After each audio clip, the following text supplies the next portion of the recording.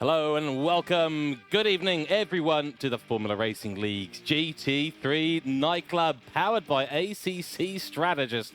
Tonight, we round out an amazing season with a final epic battle at the legendary, the historical, the sublime NURBURGRING. In the comments box tonight to bring you the exhilaration of the finale, two very excited commentators. It is myself, George Cook, and I am joined, as always, by my partner in crime here at the nightclub, Sean Madden. Good evening, Sean.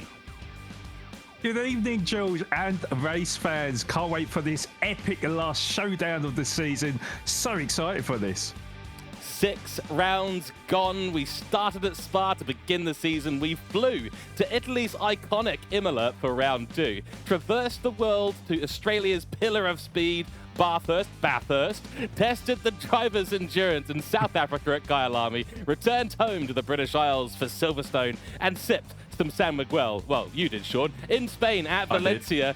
But now it's time to get to the racing fever that is the Nürburgring Grand Prix circuit and see who will take home the winner's trophy for this season. The podium sitters of the nightclub, of course, each get their hands on a license key for the ACC Strategist app, a brilliant tool to enhance your racing. As usual, we have our two 20-minute races, 6 minutes of qualifying to set the grid for both races. But it's time to go over to Sean. Sean, weather report time, info about tonight's races. I'm looking forward to this one so much. Thank you, George. So the weather for tonight is quite the extreme from the hot and sultry weather we had last week in sunny Spain, where I was relaxing with my ice-cold bottle of San Miguel. This week here in Germany, I'm more likely to be gripping onto a hot mug of Bovril or a hot chocolate or something more than anything. Although the weather conditions are pretty stable with a few clouds in the sky, certainly the autumn season is upon us here at Nürburgring with an ambient temperature of around 12 degrees, and it's set to get cooler as the night falls. As for the race format today, same as usual, no mandatory pit stops as drivers have sufficient fuel and tyres to last the entire 20-minute stint with no problems. A short formation lap or rolling start before the start of each race, and don't forget tonight's very short qualifying sets the grid for both races. Drop rounds are being calculated on the fly, as we're about to see. Excellent. Looking forward to sharing a classic German beer with you, or maybe a cup of Bovril, in fact. We'll see how we feel after the race, but maybe celebrations will be in order. We'll see, but I do like the way you think, Sean. So taking a look at the top 10 standings here, Christian Muller, the German driver, will enjoy this last race at the Nürburgring. I'm sure he'll have Bovril in the cockpit, I suspect. But he's taken 5 wins this season, 4 second-place finishes, sits in the lead of the standings on 622 points, just needs to bring it home today, literally.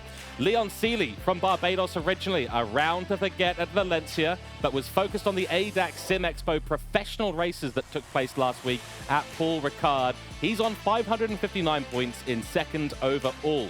Sandro Van Sand, the Belgian driver, stays in third in the standings, now on 519 points, a double victory at Valencia last week. Fabio Gifrida, now in fourth overall, also forgets about last week on 378 points and ready to go at it this week. Domokos Kies falls to fifth on 317 points on a 10th and a DNF last week, back in his Audi to bring the challenge to Gifrida, who is only 45 points ahead. Powell Stenner didn't compete at Valencia last week, only 316 points for him, not too far behind fifth in the standings. Michael Firth, the British driver, is right behind on 315 points, finding himself up in the top 10 now, third and fourth last week, a good result. Wasim Mughal has sadly picked up a DSQ and will not be racing any further in this GT3 nightclub. Mark GG back in the top 10, 9th overall, 274 points. And rounding things out, it is Chaponi Biswas appears in the top 10 on 265 points, 66 points for a win, 60 points for P2, 55 for a P3 finish, which means despite this being the final round, we are in for quite the finale. So let's talk quickly about the Nürburgring. We are about 1 minute or 2 or 3 minutes, in fact, away from the start of qualifying. Track length here, about 3.1 miles, 5.1 kilometers. Founded in 1927, the modern-day circuit was added, which is the one we're at now, in 1984. Located, of course, in Nürburgring, Germany. Nürburgring, Nürburg. 15 corners, 6 to the left, 9 to the right. 3 sectors here as usual. 57 meters of elevation. For those of you in America, it's 187 feet. It is a fantastic circuit, this one, and one of my favorites, one of Sean's favorites. He'll be talking about it momentarily. The fastest laps around here in Formula 1, 1 minute 28.139. That was in 2020 for the Eiffel Grand Prix by Max Verstappen. In the GT3 class, a 1 minute 55.832, and that was done by Mirko Bortolotti in the Lamborghini Huracan GT3 Evo in the 2021 3 hours of Nürburgring. So we're going to be looking at lap times around that area. It's an FIA Grade 1 track. They have the GT World Challenge Europe still coming here to this day, as with DTM as well. Of course, the very famous, the well-known Nürburgring 24 hours here as well. And of course, the European Truck Racing ADAC Truck Grand Prix, Sean, which is, one that everyone watches, I'm sure. Yes, they do indeed. Yes. Yeah, I would love to see that one day, definitely. But yeah, just a few facts about this iconic Nürburgring GP circuit. So, of course, yeah, definitely, George, one of my favourite circuits on any racing calendar. Well, I would say second to the Nordschleife, which I hope one day will be featured on a set of course, a Competizione, of course. The GP track was completed in 1984 and named the German Grand Prix course. That makes sense. It was built to meet the highest safety standards. However, it was considered in character a mere shadow of its older siblings. Like many circuits of the time, it offered few overtaking opportunities. Now, following the success and first World Championship of Michael Schumacher, a second German F1 race was held at Nürburgring between 1995 and 2006, called the European Grand Prix, or in 1997 and 98, the Luxembourg Grand Prix. Prior to the 2007 European Grand Prix, the Audi S turns 8 and 9 was renamed Michael Schumacher S after Michael Schumacher. Schumacher, of course, retired from Formula 1 the year before, but returned to 2010 and in 2011 became the second Formula 1 driver to drive through a turn named after them, the first driver being the great Ayrton Senna. Now, Nordschleife is nicknamed the Green Hell, but let's hope for the drivers come the end of the race, it will be the Green Heaven for many of them. So good luck to everyone participating in tonight's grand finale. George. Love that. Green Heaven. Unlikely for most, I suspect, but as you said, hopefully comes to the game at some point here in ACC. The anticipation, folks, is palpable here in the commentary box. It's time for the season finale of the GT3 nightclub. Let's get on track where qualifying has just begun. Right, here we are. We've got a minute gone already. Everyone's just going on their out laps right now. So buckle in, get ready, because the qualifying laps are going to be coming in thick and fast. As always with the GT3 nightclub, qualifying here does set the grid for both the races coming up. So 20-minute races, you've got to make sure you absolutely nail it here. You've got to nail it. If you don't nail it, you're going to be in a bit of trouble, because you've only got about 2 hot laps here to set a proper time. You need to get a banker in there. You need to go and improve on it immediately afterwards, or you're not going to be anywhere near the top of the grid. We're keeping an eye on a few key people around the grid today. Slightly smaller grid for the GT3 nightclub finale tonight, which is a bit unfortunate, but we will enjoy this nonetheless. 18 on the grid right now. Christian Muller, who's on your screens right now, is the championship leader for the GT3 nightclub. There goes a bollard already being sent to the Shadow Realm, Sean, but who else do we need to keep an eye on tonight? Van Sand, of course, did win back-to-back races, wasn't it, last week, George? So certainly I'll be keeping an eye on him, and of course he can catch Seeley should he have a stinker tonight. We hope that all the drivers perform at the very highest level, but I certainly will be looking out for Van Sand tonight, I think, George. Good call there, and I'm going to keep my eye as well on Leon Seeley. While the championship is fairly spread apart between first and second at this stage, there's still a chance for the likes of Seeley to get up ahead. Depends really what happens to Christian Muller today. Leon Seeley Of course, we know that he is a very high-level driver in the esports area. The ADAC Sim Expo, which is happening on the 13th of October, I believe, there's a series of races there from professional down to semi-professional down to community races. And Leon Seeley is actually competing up there in the professional category of races. So he's been spending a lot of time, I believe, getting prepared for that, making sure he is absolutely ready. So it might explain why he's not super focused on the GT3 nightclub, because that race has got some seriously talented drivers in it, himself included, of course. So he's definitely one to keep an eye on. We're now on board with Christian Muller, 2 minutes, 45 seconds remaining. So they will come across the line in about 30 seconds, and we'll see the first times go on the board. Well, what are we thinking here, Sean? Maybe like a couple of 154s here. I suspect we might see a 53 tonight, but as we've seen in previous rounds, it's tricky to achieve the best times with such a short qualifying format. Yeah, I did actually see a 53 in practice. I think it was Strategist that managed, I think it was like a 53.6 or something like that. So, yeah, it's going to be difficult because the temperature has dropped slightly as the night has fallen at NURBURGRING, but we'll see now as Velman just comes across the line. Muller on top at the moment, 54.1. So, you know, great banker laps to start off with, George. Very much so. Not the best banker there for Strategist at 54.3. Gibbons just gets up into P4 ahead of Giafrida, ahead of Thompson. Alan Brown, who's in the chat as well. Welcome to everyone in chat, by the way. We haven't even mentioned that, Sean. That's terrible of us. But welcome to everyone in chat. Yeah. Well, you know, we're here busy focusing on our bovril, right? So, yes, you know what it is. Get our priorities right, yeah. Yeah, exactly. Yeah, that's right. There's a lot of great drinks available here at the Nürburgring. I can assure you folks of that. And of course, at night time, very much appreciated to have something nice in the cup. So, yeah, as I said, so Thompson there, Alan Brown, who is in the chat, 55.7. He's in P10 at the minute.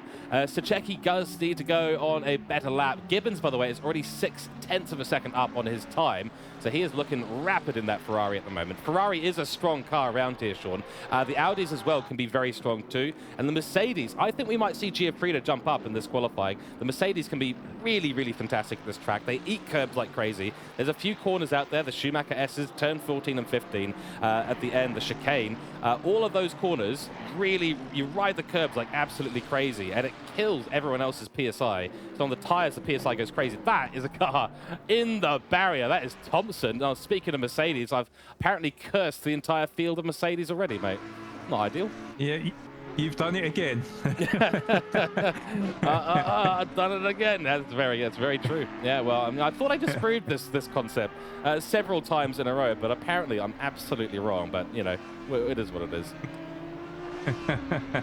Yes, indeed. Well, I mean, it's a bold statement because, as I said, I was expecting big things from Van Zandt. Of course, he's in the McLaren. I would expect the McLaren to be up there, to be honest, George, because it does have that straight line top speed, of course. But with qualifying already done, George, not looking good for Van Zandt, actually. No.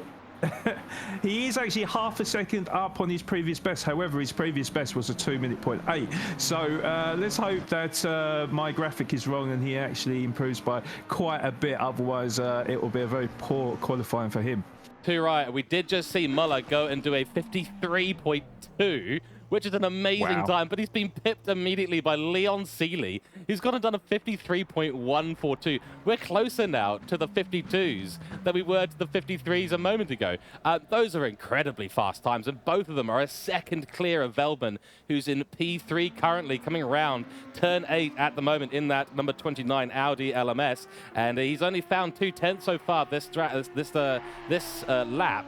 Behind him, Strategist in 5th place, only found 3/10. So at the moment, it really does seem to be a two-horse race here. Seeley and Muller setting incredible times. We've had a comment in chat as well from Inferno Sniper. It's crazy to think that just a year ago, FRL best times around the Nürburgring were 155.2. What a competitive league. I can tell you, mate, and everyone in chat, FRL is one of the most competitive sim racing leagues out there in SimGrid, if not around Europe. They are incredibly quick, these drivers, and they have such talent. I mean, we know how good Christian Muller is. We know that Leon Seeley is amongst the professional esports drivers in the world. Let's keep an eye on Velman here. He's actually found a ton of time. He's found 0.6 of a second. It's not going to be anywhere near good enough to get up into P1 or P2, but he will secure a handy 53.677. Stachecki, somehow my timing board might be lying to me, but he's up by 1.5 seconds. Across the line he comes. He goes pole. It's a 52.837. What a lap. What a lap from Stachecki. Where did that come from? Unbelievable stuff there, George. Well, I did speak about Stachecki, of course, didn't I? The fact that, you know, a 53.5, which I was amazed with, to be honest, in practice. But, yeah, just completely pulling out the stops there. 52, unbelievable. And, yeah, take a bow, son. That is all I can say, George. Take a bow in that 144 McLaren. That is a stunning lap time. I didn't think those two, Leon Seeley and Muller, would be pipped here, but they certainly were. So lining up on the grid, Stachecki from Seeley, from Muller, from Veldman, from Firth, from Gibbons, from Garrel. Then we've got Alan Brown here in the Texaco BMW. Sandro Van Sand only managing 9th, so that's not going to be ideal for the McLaren driver. Still my favorite livery on the grid. Then we've got Jake Deschong here in 10th, rounding out your top 10. Giafrida. Thought I was going to see better, but unfortunately, P11 only this time. We've got Marge here in the McLaren, the 213 car. Stewart in P13. P14 is Ian Thompson. And then we've got Dimitar Yankov in P15. Chris Jones, one of our lovely FRL admins in that fiery Porsche. And then we've got Turner in P17 and Gedman in another fantastic livery here. A honeycomb of all sorts of colors, mismatched. I love it to bits. So, Sean, we're about to go. We've got 30 seconds until this grid goes. Short formation lap here, as always. Who do we need to keep an eye on today? Once again, I ask you this. It's pretty clear, but those three at the top, unbelievably quick.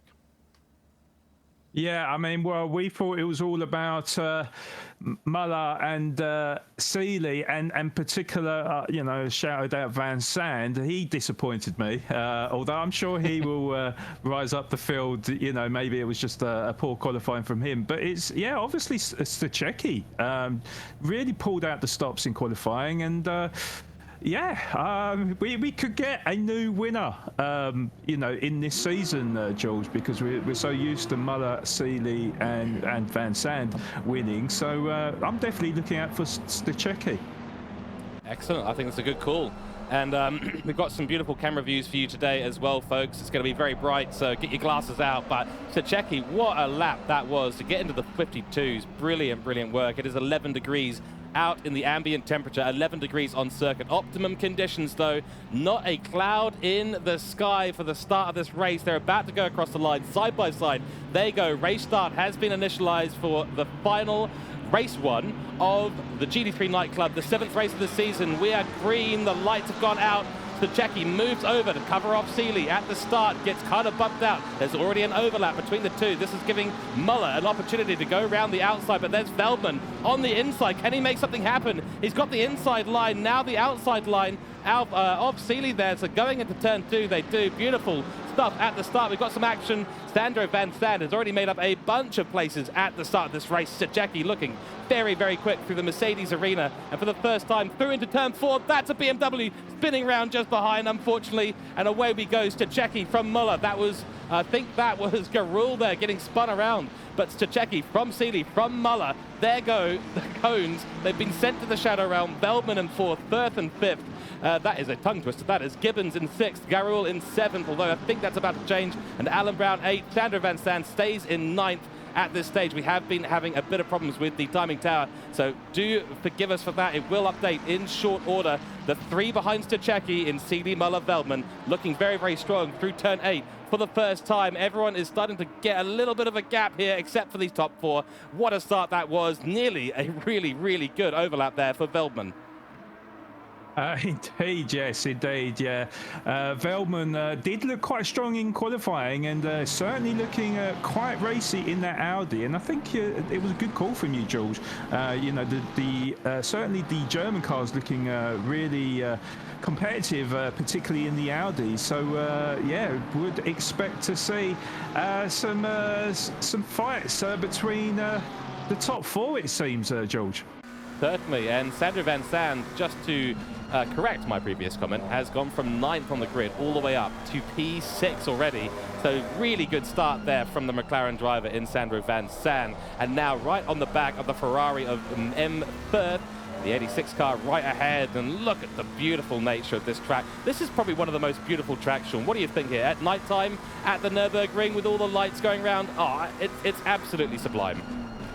It doesn't get any better than this, to be honest, George. And just a track like this in general, isn't it? It's you know, wide enough to have two side by side going into corners, but you've got everything, haven't you? You've got long straights, you've got you know, hairpins, you've got fast to sort of medium speed corners.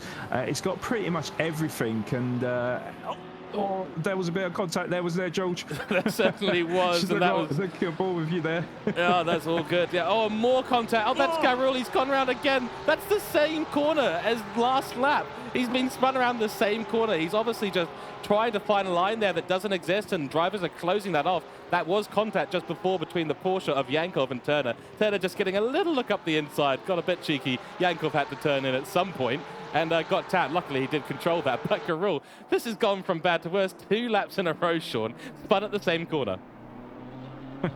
Yes, indeed. Yeah, could quite easily be done, but certainly, you know, drivers are providing some great racing action in this grand finale, of course, George. And yeah, very unlucky, unfortunately. Hopefully, he will learn from his lesson. He's got this race and the next one to learn from it.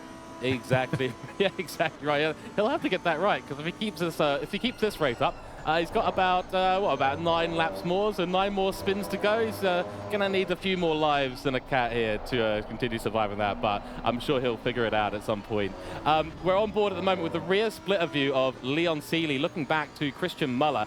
Stachecki has just set the fastest lap of this race, as you can see on your screens, a 1:53.752. That's very impressive race pace, although I have to say, of course, everyone will be running a qualifying trim here and not too much fuel. So the cars will be pretty light. They'll be in the quali format at this stage of the race. Looking at Alan Brown here, who got very, very close to the back of Sandro Van Zandt, but Van Zandt will maintain P6 for the moment. Veltman as well is still holding onto the back of that pack of 4 at the top. And big welcome in to Dark Raider and Photo Sniper and everyone in chat. Lovely to have you here tonight. Really is an absolute pleasure. It's myself, George Cook, and Sean Madden, the lovely, lovely Sean, the Bovril drinking Sean Madden here in the comms box, and we're having a good time. That is you, yeah. Sam Miguel last week. Now you've got Bovril. Where's the beer? Where's the beer? We're going to get a delivery of beer here after the race. All I'm going to say, George, I'm a very cultured man, you know. Yeah, that's right. Yeah, exactly right. But George, I just got to take your attention to Muller. I think Muller is all over the back of Seeley, isn't he? To be honest, I was looking at the time balls there, and it did close down to about 2.5 tenths. It's about 3.5 tenths now, but certainly it is definitely race on between the top 2 in the championship. But of course, Seeley is leading Muller in this race, of course. We'll see what happens. We've got 14 minutes left to go in this first race, of course, but certainly they have been head to toe pretty much the whole season, isn't it, George? And it's so good to see like how, you know, the quality of racing between the two drivers, absolutely immense. It sure is, and Christian Muller as well. I mean, he's just put on an absolute masterclass this season against drivers like Seeley, like Stachecki, like Veltman, like Sandro Van Zandt, all of them really, really top-level drivers. And Christian Muller, of course, being a German native as well, he really wants it this race as well as this season. I mean, he's leading the championship. He's at his home race, the German Grand Prix, the Nürburgring. And he's in an Audi as well. So, he's got all the combinations here to set up a beautiful win. The home crowd advantage as well, of course, which always helps a little bit. Of course, we are racing virtual cars here in ACC, but the crowd, nonetheless, is virtually German, if you see my point there. Christian Muller just took the fastest lap of the race as well. Now a 53.2 flat.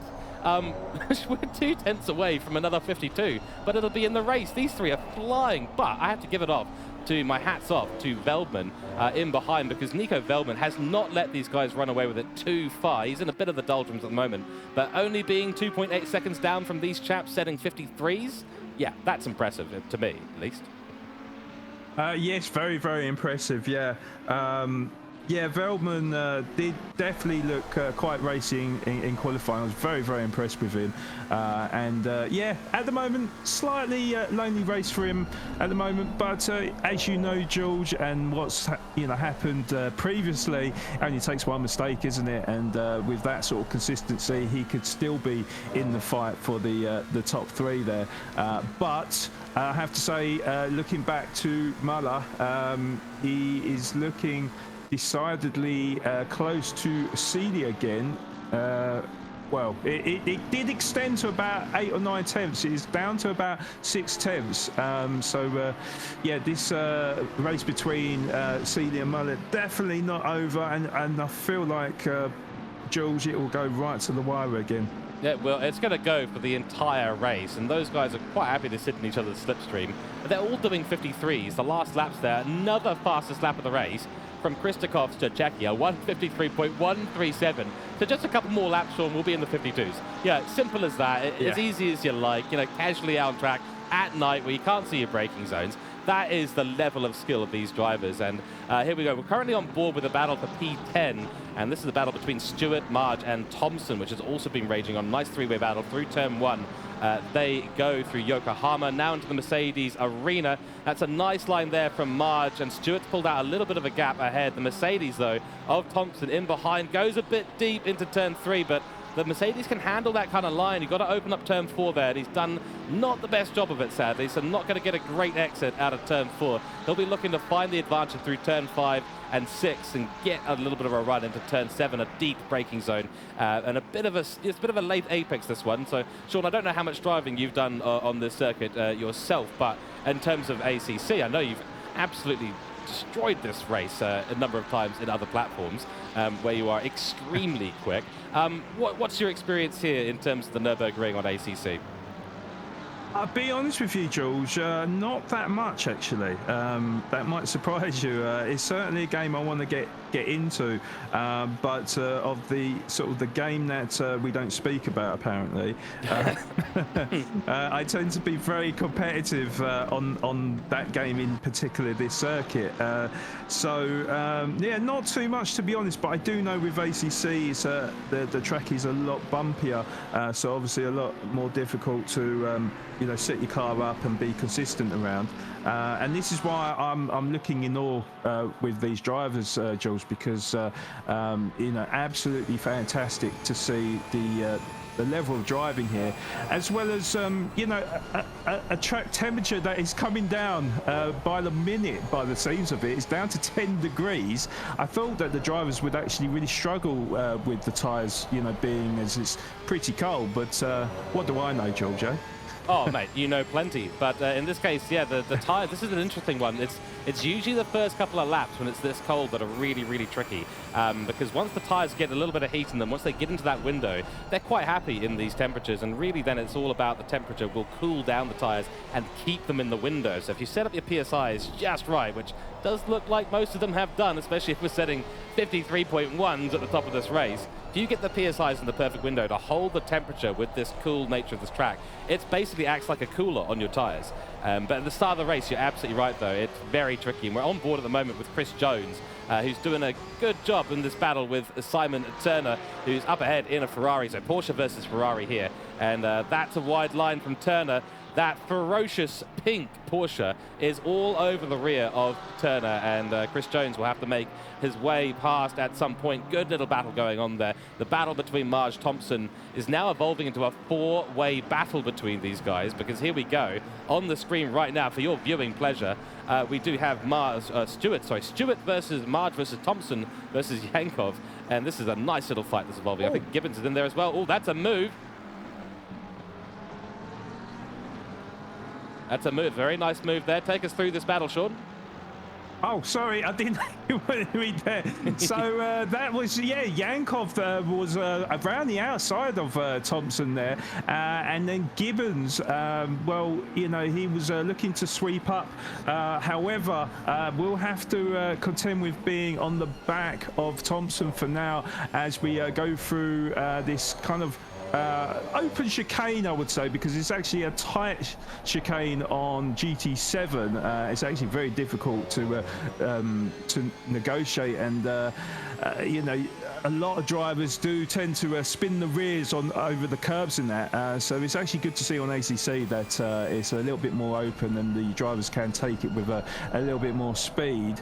But yeah, certainly Gibbons, you know, annoyed that he wasn't able to get through. He is all over the back of Yankov at the moment, but it's looking like on this part of the circuit, he's going to have to be patient and wait for one of the straights to really open up the taps and try and get the move done. But he has actually fallen a little bit back there, George. Certainly has, and you're absolutely right. On the straights will be the best opportunity for most of these drivers to get past. Yeah, the chicane, I absolutely love the chicane on ACC. You can hold so much speed in there. It's actually unbelievable. Very scary, though, because the bumps will launch you into the stratosphere if you are not careful. It's not quite the same on the platform that we shall not name. We should just call it Voldemort, I suppose. But nonetheless, I'm kidding. It's a great platform. But anyway, for those who you know, then you know. But yeah, it's a different sort of geometry to it here in ACC, and I have to admit, holding the speed through that corner feels absolutely brilliant. Nonetheless, these three still continuing the battle. We had a bit of a mix-up down the back of the grid. Chris Jones and Turner having a bit of contact, it looks like. And now we've got Gibbons coming. He's putting a lot of pressure now on Thompson. And Garul, who was back in the last position after spinning twice, has avoided spinning again, got ahead of Chris Jones and Turner, which is a nice little move there. But we have to go up here because Seeley is now once again on the back of Stachecki. So this is not Muller, this is Seeley, who's done an absolutely fantastic couple of laps here. The previous lap there was actually a 1:53.137. So he's matched the time of the top runner at this stage. It looks like almost to the thousandth of a second, which is brilliant. Muller has actually fallen back from this battle a little bit, unfortunately for him. But now Seeley is going to put the pressure as they go through turn 7. Very tricky little corner there. And that's Alan Brown. Alan Brown's off. Alan Brown is off. What has happened there to Alan Brown? He's doing some pirouettes, creating some donuts on the grass there and trying to get that car in a straight line into the barrier. He goes, oh dear, that's impressive style. Unfortunately, not so good for the car. No, not at all, and that's lost him 7 positions as well. He's going to fall behind Gibbons. So yeah, costly ever there for Brown when it was looking rather good for him, it has to be said, George. That's exactly right. We'll continue to watch this battle now between Stachecki and Seeley. Stachecki is falling off the lap times ever so slightly now. Seeley on an absolute charge at the moment. Muller's going to be hanging back there going, oh yes, please, do fight, do fight. It's going to bring me back into this fight, and then I'm going to take you both and grab a win. That's what he'll be hoping. That's what he'll be thinking in that helmet, in that cockpit of his. Through the chicane they go, turn 14, 15. Fantastic rear splitter view at the moment. I love that the brake lights light things up at the rear of this field as well. And all you can see is the headlights of Seeley in the background with the beautiful atmosphere, the beautiful sky around it as we come down the main straight. Once again, the 144 car of Stachecki is still in the lead of this race. There's 4 minutes, 40 seconds to go, and Seeley has got to get something done at some point soon. Through the turn 1, Yokohama, they go. Beautiful. Oh, look at the flames. Look at the flames. I want to do another Monty Python quote, but I will refrain from doing so, Sean, to save us all the pain. Oh, that was deep there from Seeley as well. Beautiful battle going on here. Oh, absolutely fantastic. It's really who is you know, the last of the late breakers, really, isn't it?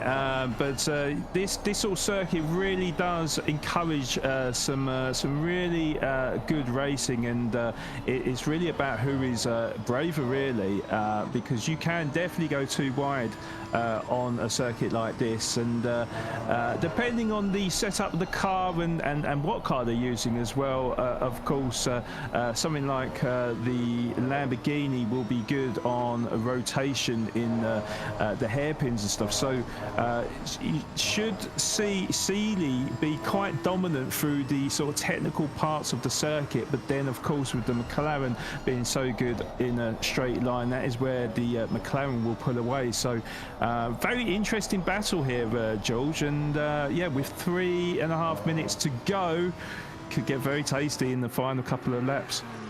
Certainly could. The Lamborghini's got great speed to get up to its top speed, but you're absolutely right. It really does lack the top end of the car. Doesn't have the same kind of top end as the McLaren, but Seeley is sitting in the slipstream, so that top speed is going to, or disadvantage, top speed disadvantage is going to be negated by the slipstream he's going to get. Of course, the back straight being the longest straight on the circuit, that's where the slipstream is going to make the maximum effect. He is only 0.5 of a second behind Strategist at this stage. The slipstream will be reasonably effective at this stage, but he'll get it on corner exit. The McLaren will pull away as the speed increases. The McLaren Lambo reasonably equal. Look at the flames again. I absolutely love this at the nighttime. We see the brakes lighting up inside the tires. We see the headlights at the front, and there's flames being spat out the back. That's a bit wide there, though, for Strategist. Seeley is going to have him right on the bumper. That's very close. Tries to switch back. Nothing there for Seeley. He's going to have to deal with being in second once again. Through into turn 6 they go. And will Seeley look up the move? He's put a little nose in there, has a little look, says, hey, look, I'm going to be all in your mirrors, mate. All you're going to see is headlights in your mirrors, nothing else. Good luck looking out of your rear vision mirror, because I am right there and I am going to take up all the space. But he falls back a little bit on the exit of turn 7. McLaren of Strategist getting a fantastic run out there. So well done. Strategist's holding on for dear life at the moment. Seeley is pushing offensively like his life depended on it. So a real battle between the immovable objects and the unstoppable force going on here. Yes, certainly. Yeah, it was a little bit unfortunate with Seeley, because he got all kinds of close to Strategist's rear bumper, but then went a little bit deep out of one of the hairpins. I can't remember which turn it was now, but yeah, he went a little bit deep and lost that momentum. And Strategist, yeah, he's just keeping it between the white lines, and he's just, yeah, unfortunately, on this part of the circuit, as alluded to earlier, this is one of the McLaren's strengths is straights, basically, isn't it? I know you said that the Lamborghini has the acceleration, but once it gets past that threshold, that is where the McLaren does start to show its strengths. And yeah, a little bit unfortunate for Seeley, because we are on the last lap as well, and if he's going to close up to him and even challenge him for that race win, he's going to have to do it in the next, like, couple of minutes or less. Well, yes, less. He's got one lap to do it, quite literally, so you're absolutely spot on with that. The flames, I can't get over how beautiful the flames look right now.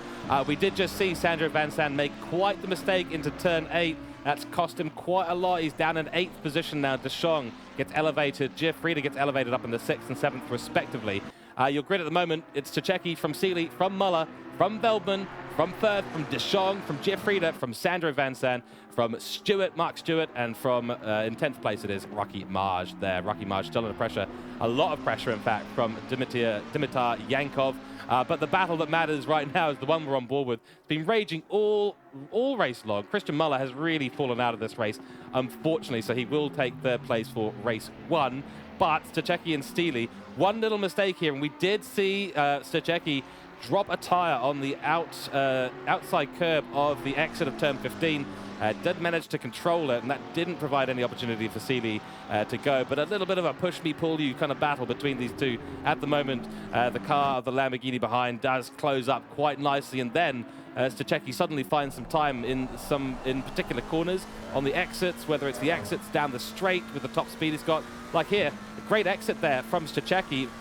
Seely is going to have a slipstream, but it's not really going to matter at the end of the day. We do see another yellow flag down here. Unfortunately, that has been, well, fortunately, that's been sorted out in short order. But here we go, round the last corner of race 1. It is sparks flying as we round turn 16 of race 1 in this final round at the GT3 nightclub. Strategist will take fastest lap. He'll take the lead of this race, and he will win and take that checkered flag. Beautiful drive. Seely in second, and Muller will come across in P3. Very, very good work from all the drivers. What a race to behold. That was absolutely brilliant. Yeah, absolutely fantastic stuff. That's something that we have become accustomed to in this GT3 nightclub, and so sad that this is the last round of the season, to be honest, Jules, because I wish it was on every week. But yeah, fantastic driving from the whole grid, really. Veldman did really well to hold on to his 4th position, against what is a very competitive Firth, who claimed 5th position as well, and then yeah, De Jong, Jeffrey, Van Sand, unfortunately sinking from P6 down to P8 in the end, with Stuart and Marge rounding up the top 10, George. Exactly right. So we are going to be waiting now until we get back on track for the next race. So we will wait for that race to be queued up. We've got a couple of cars still to come across the grid now, but Strategist takes the race win. Seely in P2, Muller P3, Veldman P4, Firth P5, Deschamps P6, Jeffrida P7, P8 goes to Sandra Van Sand, Stewart comes along across the line in P9, Margin P10, and we've got Yankov, Thompson, Gabriel, who made a good drive back actually after spinning twice on 2 laps in the same corner, turn 4. Gibbons in P14, Chris Jones in P15, P16 Turner, P17 Brown, and Gedman P18. So the drivers will line up in the same grid order that they had in the qualifying that was done earlier on in this night, and then we will have only one more, Sean, 20-minute race of the season. It is a shame, you're absolutely right, but what a season it's been. We've had a huge amount of fun here in the commentary box, and the racing has been spectacular, to say the least. Yes, unbelievable, George. Yeah, it has been absolutely fantastic. Of course, I joined this season quite late, if you remember, George, because we had Mike Noose, who was in the first race with you, wasn't he?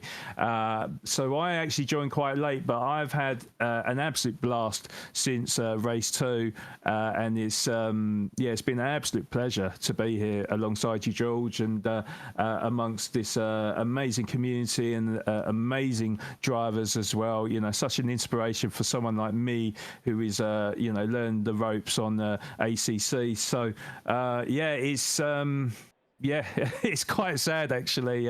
This is the last race of the season, so hopefully full of drama as per usual, and we'll see if Strategist can actually get back-to-back race wins here at Nürburgring, which so far has only been accomplished by 3 other drivers, which is Seely, Muller, and Van Sand. So yeah, very, very interested to see what happens for the final 20 minutes of the season, George. So with Muller finishing in 3rd, Strategist potentially taking 2 race wins here in 2 races, is there any impact on the standings, Sean? Maybe you could quickly have a look at that, see if we're in for a battle in the standings. Yeah, I can have a look. So I don't think it's going to make too much of an impact, if I'm being honest with you, Jules. Van Sand was the one that I was looking out for. If he'd have got a race win and maybe Seely a not so good race, then maybe Van Sand could have challenged for P2. But the way things fell, I think it's not going to make too much of a difference, to be honest, between the top 3. And where is the Checky? The Checky is... I can't even see him. Oh, he's. This will be his first race of the season. Oh, right. First well, round there of the we season. go. Yeah. Well, there we go. That does explain why he's not anywhere near the top of the leaderboard. So, yeah, good stuff. All right, thank you for that, Shaw. I appreciate that. There we go. Just dropping that little question on him. He's had to bring up all the timing boards and all that sort of stuff. But good stuff. Yeah, it's been a pleasure as well. Really has been fantastic racing we've seen here all the way through the last 7 rounds, the 7 weeks of GT3 nightclub has been stunning. Really has felt like a nightclub. We've been at night, we've had some brilliant racing. Things have gotten a bit wild, and of course, as Sean said there, we want the drama, so we wish all the worst if possible to all the drivers. No, we're absolutely kidding. We're about to go away for the second race of this evening, 20 minutes. About to go the last race of GT3 nightclub this season. Away we go. Good start there from Strategist. He's got the inside line. Seeley, though, the acceleration of that Lamborghini, something else. Bellman wants to look down the inside. He's going to make a look. He's got a nose in. Oh, that was closed, but outside. No, that was Christian Muller. He's been tapped by Firth. He's been tapped by Firth. Bellman actually took the wide line, the outside line, holds on to 4th place. There's Gibbons now trying a move on Firth in the background. Seeley, though, inside line. He's got the move done. He's got the move done. Bellman's been hit by the BMW in the background. Strategist falls into P2. Leon Seeley through turn 3 and 4 gets into the lead, and these three once again are out to a fantastic start, and we've got big contact at the back. Big contact at the back. There we go. Oh, there's 4 or 5 cars involved there. Velman caught up in that, and a number of other cars. We'll try and get a replay of that afterward. But crikey, what a start, Sean. You said we wanted the drama. We wished them all the worst, and here they are delivering for us on track.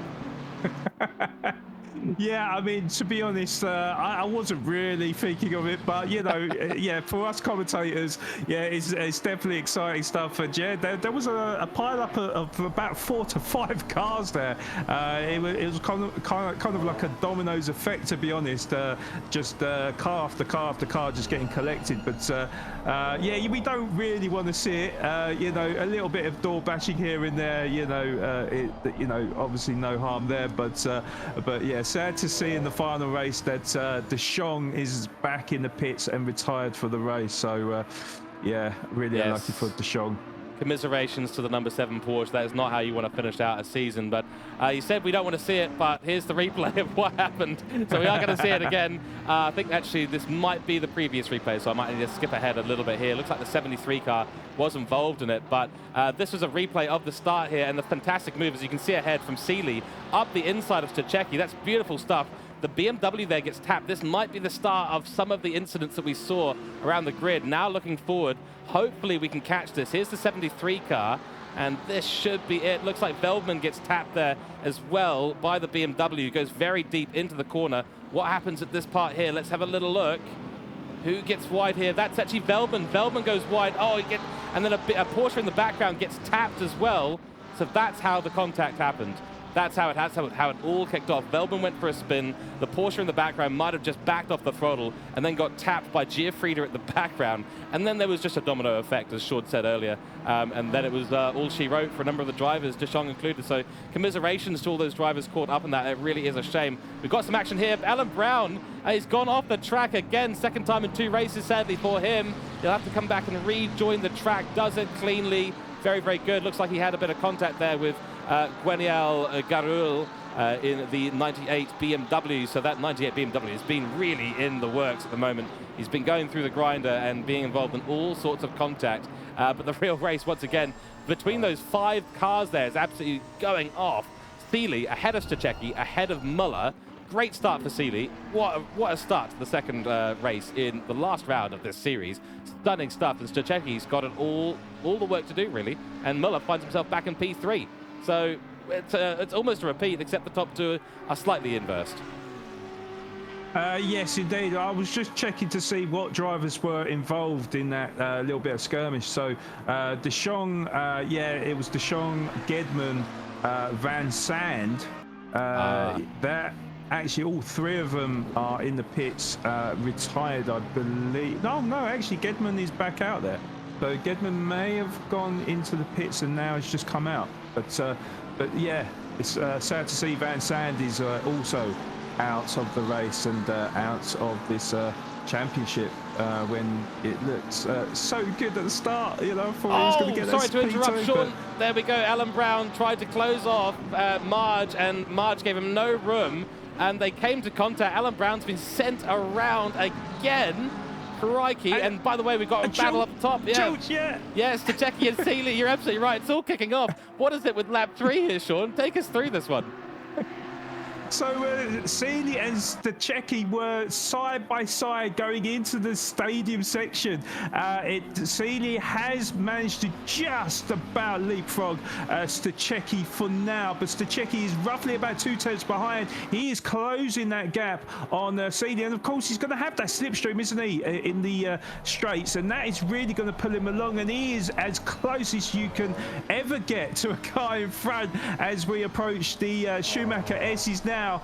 We'll see how the cars handle this section of the course, but Strategist is not going to leave him alone. He's going to be like a bee attracted to honey. So we'll have to see what happens, but so far it's looking like Strategist is putting all types of pressure on Seely, and whether or not that slipstream will be enough for him to draw up alongside him as we come up to the final chicane before the Coca-Cola curve.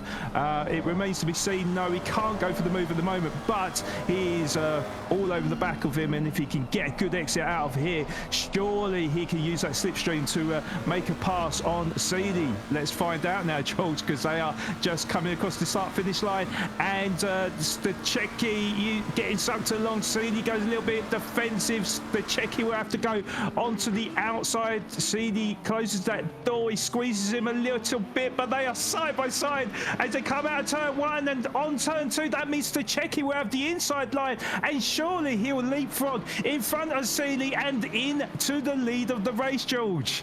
Beautiful move there, and well covered by Sean as well. Seely has lost out to Strategist with a beautiful move from Strategist. Held it on the outside of turn 1 beautifully, and then had the inside line, as Sean said, through turn 2 and turn 3, through the Mercedes arena.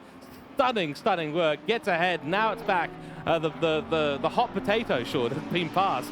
But no, the hot cup of Bovril has been passed to Seely now. It's all up to him. He's got to make something work now. In the background, we've got Feldman up to P9 once again. Commiserations for Alan Brown. Looks like he's going to be in the pits as well. Commiserations to Sandra Van Sant as well as Deschong. That's a very slow blue flag Porsche there as well. There's action all across the grid. Once again, Sean, we're out of breath in a 20-minute race. Everything kicking off in the last lap and a half and all the way since the start of this race. 12 minutes, 53 seconds remaining in the final race of the final round here in the GT3 nightclub. Stunning stuff. This battle pack, Gibbons, Firth and Thompson, has not been cooling down as well, but what has been cooling down has been the track temperature at 9 degrees Celsius now, and the track is at a fast condition, not optimum, so there is not a lot of grip out there, Sean, right now for these drivers. No, not at all, and Gibbons is all over the back of Grill. No, sorry, that is Firth all over the back of Gibbons then. I think that Gibbons just about stays in front of Firth. So sorry, I got that the wrong way around, didn't I? So yeah, Gibbons just in front of Firth, but Firth is not going to rest on his laurels, and as we come down the straight, it is firmly Gibbons against Firth, and Firth has got that slipstream. I don't know if he's going to get close enough to the Ferrari of Gibbons, but as we go into the braking zone for turn 1, yes, he gets on the brakes early, and yeah, unfortunately doesn't get the move done, but certainly very close between the three drivers of Garil, Gibbons and Firth. There is literally just a second between us. Gibbons goes a little bit deep as well. That will give Firth the opportunity now to close that gap and maybe use that slipstream down the straight to maybe make a move on him, but certainly Gibbons has lost a fair bit of time there. Firth was looking for the inside line there, but thought better of it for the time being. There was also a battle just in front as well. Is there? Was that a left blue flag? I think that was a left flag. Yeah. But what a battle that was. Stunning stuff. Gibbons just went so deep there. Firth nearly had it. The BMW of Garul. Really the plug in the bath at the moment, holding up all the traffic behind him. Muller now takes the fastest lap of this race at 1:54.235. And as you can see, the times are substantially slower at this time of night with these track conditions and at this temperature that it is in the earlier race that we saw just before. But Muller has found his way to the back of Leon Seely. So Leon Seely might be struggling a little bit on tyres or tyre temp. things just not quite working on that Lamborghini as well as they were in race 1. And now Muller in the Audi, the number 30 car, the German driver, now wants a piece of the Bovril. He wants some. He's definitely keen to get it because he's holding the cup of Bovril right now. He wants to hand it off to someone else. Seely's holding a cup as well. They need to engage in a beautiful battle here for the remainder of this race. There we go. There's another fastest lap. Stachecki takes it. 1:53.935. The man is on a charge right now. He is leading this race, doing a stunning job coming into this championship so late in the season, but really shaking things up. Yes, certainly. You just sit and wonder, George, if he'd have been there for the whole championship, how different the standings would look now, eh? Oh yeah. Oh, it'd be all sorts of different right now, I suspect. And Christian Muller would not be particularly happy with that, I suspect, as well, because he's leading at the moment quite happily and quite handily, and 2 third-place finishes will easily secure him the championship victory here. The top 3, of course, do get the prizes. This is a fun league at the end of the day, but you know, any racing driver out there, they want to win the races. They want to win the championship. You know, if it's not for the prize, it's for a matter of honor. Yeah, there's no such thing as a friendship or, you know, just a race. Every racer will know that no matter what it is, whether it's practice qualifying or the race, you know, we all want to win, don't we? And there's no prizes for second place. Well, maybe in this case, but you know what I'm saying, though, George. I certainly do. That was Leon Seely, by the way, through the Schumacher S's on exit, getting very, very wide, and that has brought Muller back in once again. But it's Lamborghini power versus Audi power. Down the back straight we go through turn 10 we've just gone through, now heading down, that's turn 11, sorry. Now heading down, big slipstream effect for the Audi, good run for Muller. He's going to go side by side, they're coming up to the chicane. Dangerous place to go side by side. Who's going to be braver? Who's going to pull the trigger first? Oh! Contact. Oh, that was lucky. That was lucky. It looked like there would have been a big coming together. Luckily, that Lamborghini did hold firm, and both of them keeping it on the track. But I suspect that this isn't going to end here, George, because Muller has got the slipstream to Seely down the straight. He does show a nose up the inside, but thinks better of it. I actually thought he was going to go for it there, but pulls out of it for the time being. He's going to be behind Seely through the stadium section, so he's but Seely goes a little bit wide out of the exit. That has cost him quite dearly, and there might be a switcheroo on for Muller. Gets a little bit squeezed on the exit, but Seely looks like he's either pulled out of it or not got the run out of the exit, and Muller is up into second place, George. Beautiful move there. Lovely sequence of corners between these two. All started back in turn 2 where Seely got a pretty bad exit. Wait, is that Muller very slow at the corner? It is. Yeah. I think he might be redressing that. I think he is redressing that. He felt like there was too much contact potentially.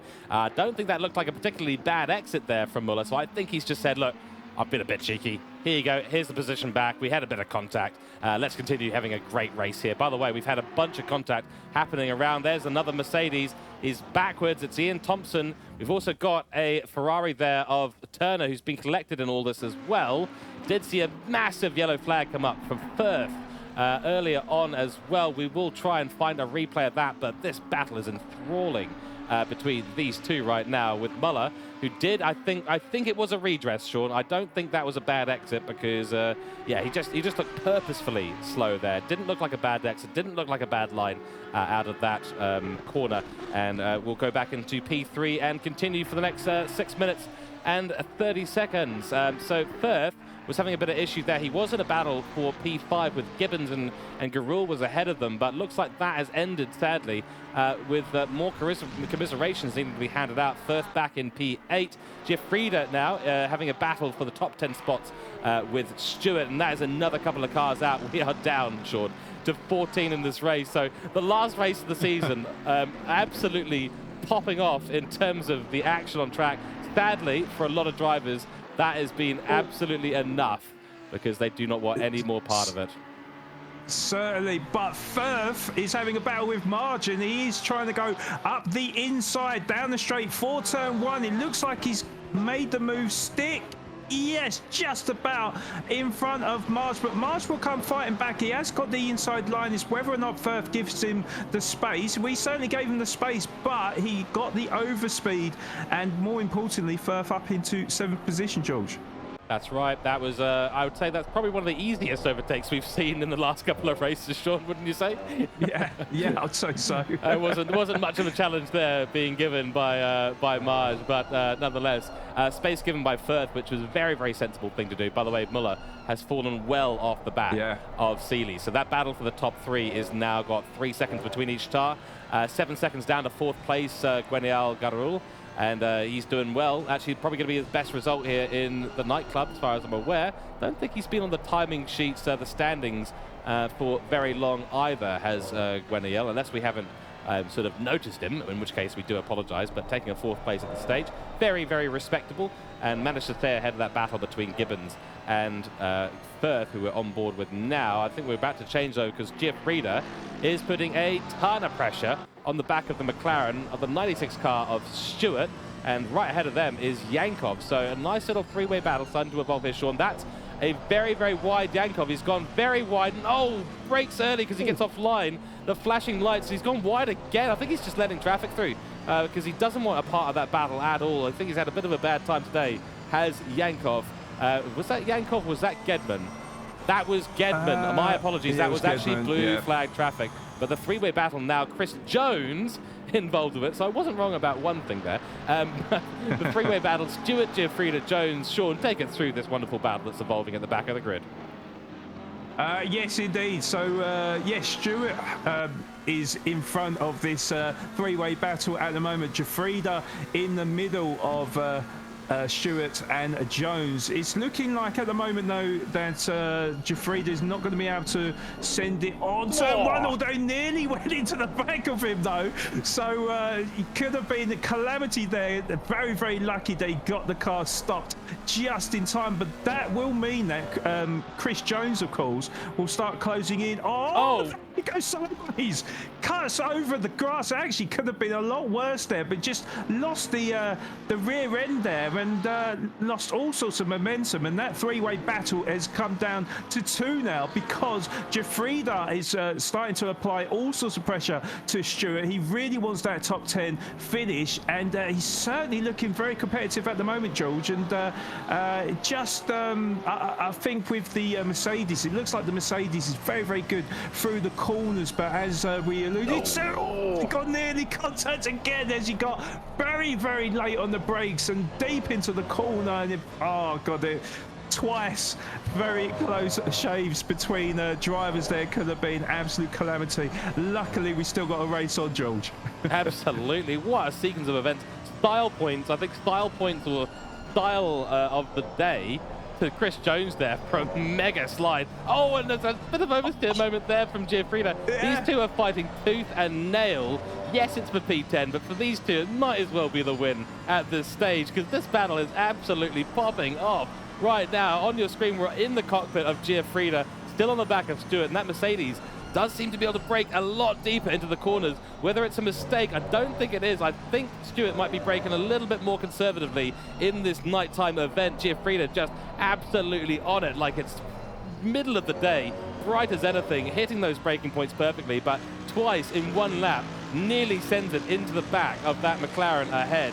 A match made in heaven, in my opinion. McLarens versus Mercedes, they're beautifully counterpointed in terms of the areas where they have advantages and disadvantages. That's Chris Jones as well. So we're going to go to a wider shot, hopefully, from our broadcast team. And there we go. We do see it. Chris Jones in that pink Porsche, back in it. He's got a yellow Mercedes in front of him, and then a lovely grey and fluoro green live-read McLaren in front. This is the battle we're going to be staying on board with. 1.3 seconds now, the gap from Seeley to Muller for P2 and P3. We will keep a very close eye on that. If it does change, anything changes up there, we will go on board. And Strategist continues to lead us away in this race. 1 minute, 20 seconds to go in this race, Sean. And this has been brilliant from these three. Absolutely stunning stuff. Oh, it's been absolutely fantastic. It does seem like the track conditions are starting to catch out the drivers. I've just noticed that it's in single digits now, down to 9 degrees. So perhaps this is where drivers are starting to struggle to keep the tyres to optimal temperature. Of course, with Muller as well in P3, that gap between him and Seeley was 3 seconds. It is now down to 1.1 seconds. However, the stewards just announcing that this is the final lap. So, this Jones goes wide out of not Schumacher S, sorry, that I can't remember what turn that is. Turn 9 is it? I think turn 10 went very, very wide, so it is going to be between Stewart and Jafrida then on this final lap. Can Stewart hold his nerve away from Jafrida? I think the next one's the last lap, isn't it, Jules? Sorry. It is indeed. We've actually got Seeley. Seeley's just gone round. Seeley's gone round. Big news here. The SOSP Esports racer in Leon Seeley has gone round, and that is going to cost him second place in this race. Muller goes up into P2 in this race. Was there contact there? We're not sure. As far as I can tell, there was no contact. Veldman's also gone round. Everyone's getting it wrong at turn 3 now. That's unbelievable from Seeley as well. He was on for such a good finish there in P2. Unfortunately for himself, he's gone round. He's made a bit of an unforced error from what we can tell on the last lap of this race. In the last race, in the last round, the finale of finales, and he goes round. Very, very sorry for him, of course, but he's had a fantastic drive out today. The battle at the back there we were on board with has started to cool down just a little bit. Let's focus here on our race winner because he has done a brilliant job coming in late into this season. Absolutely stunning stuff from Kristakov, Stachecki. Gedman goes yellow as well. Holland Seeley's had another issue through the Schumacher S's. Something is happening because now he's under pressure from Garul in the background. Hold on. We've got to keep an eye on this. There's something very wrong with the car of Seeley. Whether he's had bigger contact than we thought, he might be holding more damage. Look how dodgy he is. Yeah. That's going to be the BMW going through. Yes, it is. Seeley falls to 4th. Wow. Wow. Well, I did mention about the cold tyres, didn't I? But the leader has just finished the race there, George, in Stachecki. So congratulations for the race win for Stachecki, and Muller takes that P2, and Garil will get that podium, George. It will indeed. He'll be absolutely stoked with that. He's had a shocker in race 1. Race 2's turned out very, very nicely for him indeed. Takes a podium. Seeley will take P4. Unfortunately, losing out on the last lap all the way to P2 in this race. Gibbons, P5, not too far off them as well. Firth will come across the line in P6. And then we've got Maj coming through across the line now. Yankov behind him. Veldman in P9. He's gone for a couple of yellow flag spins as well as doing some interesting stuff at the end there. Oh dear, big contact. Chris Jones and Jafrida come together at the last lap. I think that might have been some contact there between the two, but Chris Jones says, no, that's my bad. You go right on. You go right on and take that P11. Sad for Jafrida. Tried to get that top 10. Didn't happen today. Thompson P13 and Gedman in P14. 3 drivers in this race out in the middle of the race due to contact, due to issues, and that's a big send into the barriers. Big, big donuts here for Christian Muller. Sean, our race winner and championship leader, he has done it. He has done it. Congratulations to Muller, of course, for the championship win. Yeah, that was a bit of a early Christmas present, I think, for from Seeley to Muller, I think, wasn't it, with that spin. Didn't actually see exactly what happened, but I did mention about the track temperature did noticeably cool down in the final stages there. So, yeah, maybe caught out quite a few of the drivers there. But, yeah, it's been an absolute fantastic season, of course, George. And Muller, in my opinion, kind of like the Max Verstappen of the GT3 nightclub, I think. Fully deserves the championship win. You know, it's obviously a great drive from Seeley throughout the season, but just didn't quite have the pace, unfortunately, and the consistency that Muller showed throughout the whole season. But yeah, absolute fantastic season and unbelievable driving standards from all the drivers, of course, George. Yeah, couldn't agree more. It's been a brilliant, brilliant season. It really, really has been, and we'll begin rounding out the season. My voice is absolutely gone, Sean. I've had way too much commentary in the last little while, and that was such an exciting race. My voice was at 5,000 decibels basically the whole time, rambling on about things, because what a couple of battles. A couple of battles? How about a dozen battles? How about 24 battles on track throughout even one of those races? But what an end it was to the GT3 nightclub, which has been such an exciting series for us to commentate on. It's been brilliant, of course, bringing all the action here. We've got Mike Nouse there in the chat. He's not in the commentary box today, unfortunately. He's in the chat at the moment saying, "Great work, guys."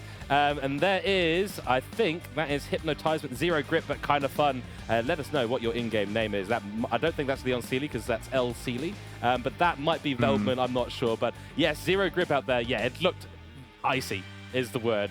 So what you need to do is go and get yourselves a big cup of hot Bovril, and I'm sure we're going to get some delivered. Yeah. We'll get some delivered as well over here to the commentary box so that we can enjoy ourselves a nice hot drink before we go out there and drink some beers for the party at the end of the nightclub. We're going to have a nightclub party down on the pit lane with all the drivers and all the teams, which has been fantastic. It's Muller. It's a Hypnotisement Muller there. Fantastic stuff, mate. Well, congratulations, everyone, and especially to you, Muller, taking first position in the standings in the nightclub. You will get yourself a lovely prize there in the form of an ACC Strategist app key, and I hope you enjoy your prize. Same with Leon Seeley and same with Sandro Van Stan. You three, big congratulations to the top three, taking gold, silver, and bronze in this brilliant series. We've had fun here, Sean, haven't we? We've had Bovril, we've had Sam McGuell. Yes, you joined a little bit later in the season, and Mike Norse there as well. He was the person who did the first couple of rounds. I did do a couple of stints with him in the comms box for the beginning of the season, but rounding it out is yourself, Sean Madden, and myself, George Cook, in the comms box. We've had an absolute pleasure. Thank you, Rucky Marge, for the comment there. Great commentating again. Cheers to all the drivers, and thanks for a great season. Couldn't agree more with that. The drivers have done a brilliant job and put on, we don't have anything to do if there's not great racing, Sean. So, it's just brilliant what people have done in this race. Really has been. Yes, indeed. I sit there in awe, really, George, of how good the drivers are, and for most of the time, keeping it clean as well, isn't it? Although we did pray for drama in that last race there, didn't we, George? And they certainly delivered on that, good or bad, of course.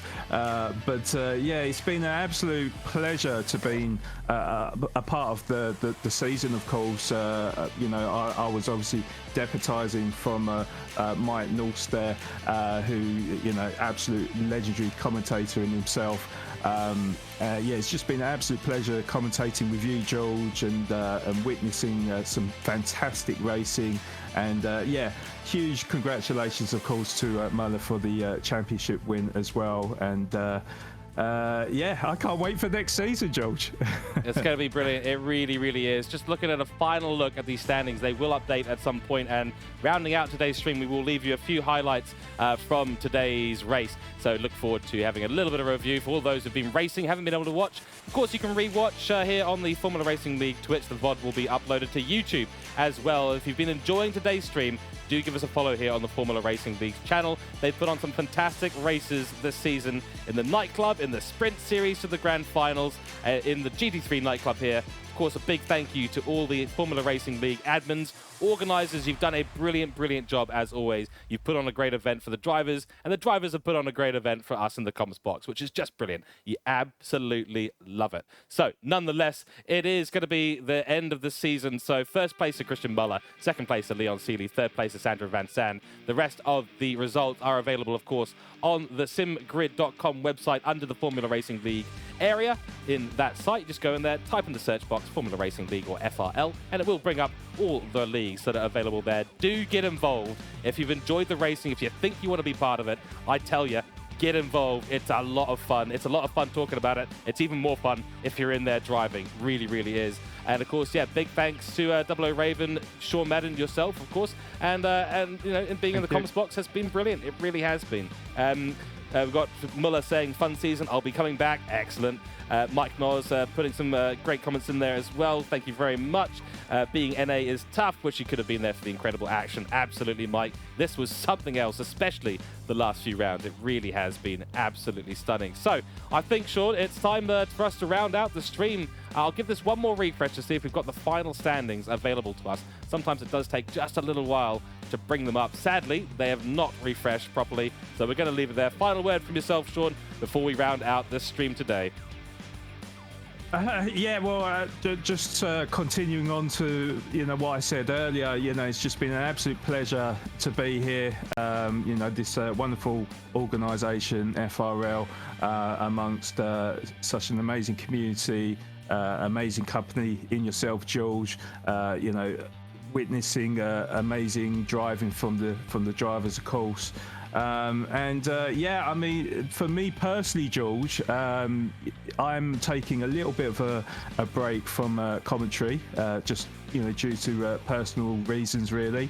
So it is quite sad for me to sort of be in one of my last commentator roles, but it's been an absolute pleasure, like I said, George, and maybe I might be back soon, who knows, but for the time being, I'm definitely going to be looking back on this race series in particular. Definitely holds fond memories for myself, and obviously, yeah, George, obviously you're an absolute legend to me as well, in terms of not only a commentator but as a person as well. Glad to have you as a friend, and yeah, good luck in future commentator series and stuff. Oh, absolute legend. I think everyone in chat, give a good round of applause there for Sean Madden. He's been an absolute legend in the comms box. He's brought us excitement to the action on track. He's given us his passion out on track. Of course, we wish you all the best, Sean. Hope to see you back in the commentary box as soon as possible, mate. And we wish you all the best. It's been a pleasure. Really has been. Thank you to everyone in chat. We got applause coming in from Muller, from Mike, from everyone. So, Sean, hats off to you, mate. Absolutely brilliant job here. I will, of course, be back as well. You know me, I can't get away from it, mate. At 5 a.m. mornings, I can't get enough. So I'll definitely be back and continuing. But we wish you, of course, the best in everything that you do, Sean, going forward. Thank you, guys. That is going to be it, folks. We're going to start rounding out the stream. We'll leave you with some highlights from tonight's race. But thank you to everyone in chat. A big thank you to FRL and all the organizers, all the drivers who've done a brilliant job this season. I won't go on for too long, but it is myself, George Cook, and Sean Madden in the commentary box. We've brought you all the action from this series. A big thanks to Mike Horse as well, who started off the season, and of course on behalf of 00 Raven Comms with John Wright. So thank you very much, everyone. It's been an absolute pleasure. Here's the highlights. Take care out there, folks. Stay safe. Good evening, good night, and see you at the next nightclub. We're looking forward to it. Goodbye.